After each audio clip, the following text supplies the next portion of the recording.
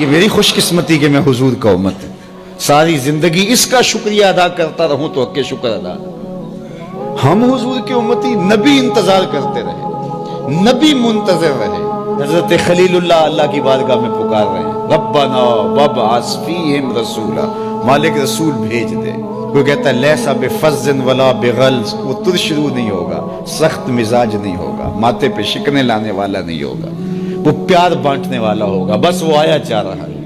حضرت عیسیٰ نے تو نام بھی بتا دیا نا، مبشرا برسول یاتی من بعد اسمہ احمد، لوگوں میں جا رہا ہوں، چلو نام بھی بتا دیتا ہوں، میرے بعد جو آنے والا اس کا نام احمد ہوگا۔ نبی انتظار کرتے رہے، 12 نبیوں نے انتظار کیا حضور کی امت میں ہونے کے لیے، تمنا کی۔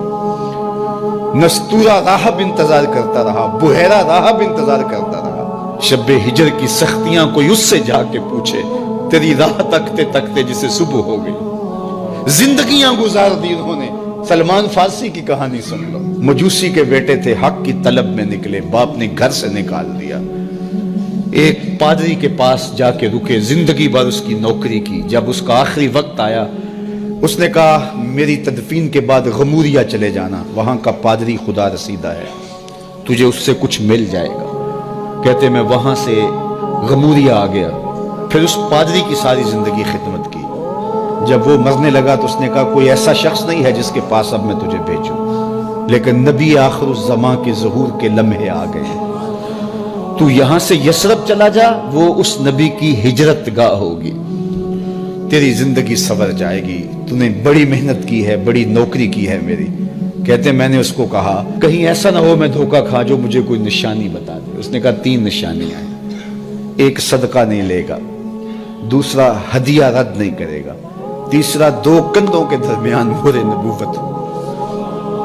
کہتے ہیں میں نے اس کی تدفین کی، یثرب کی جانب جاتے ہوئے ایک قافلے میں شامل ہو گیا، انہوں نے مجھے پکڑ کے اپنا غلام بنا لیا، لیکن میرے پہ مہربانی یہ کی کہ مجھے بیچا جا کے مدینے میں۔ ایک یہودی نے مجھے خرید لیا، میں اس کے باغ میں گوڈی کرتا تھا، کام کرتا تھا، کھجوریں توڑتا تھا، لیکن میں انتظار میں تھا کہ کبھی وہ نبی آخر الزماں آئے تو مجھے دید ہو، کبھی عرش پر، کبھی فرش پر، کبھی ان کے در، کبھی در بدر۔ غم عاشقی تیرا شکریہ، میں کہاں کہاں سے گزر گیا۔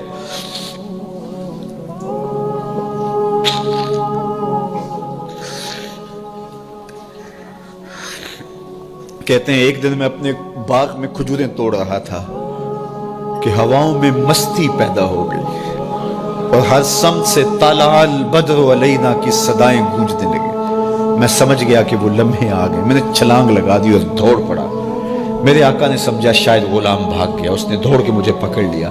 میں نے اس کو کہا کہ میں نوکر تیرا ہی ہوں، لیکن دل نوکر کسی اور کا ہے، میں بھاگوں گا نہیں، مجھے جانے دے۔ میں کچھ کھجوریں لے گیا تھا صدقے کی نیت سے، جا کے حضور کو پیش کی۔ آقا کریم نے فرمایا ہم نبی صدقہ نہیں لیتے۔ کہتے ہیں نشانی ایک پوری ہو گئی، کہتے ہیں کہ میں کچھ دنوں کے بعد اور کھجوریں لے گیا اور میری نیت ہدیہ کی تھی، میں نے پیش کی، حضور نے قبول فرما لی، لیکن میں بھی کہتا تھا تیسری نشانی بھی پوری ہو لے تو پھر مانوں گا، اور وہ کیا تھی؟ 2 کندھوں کے درمیان مہر نبوت۔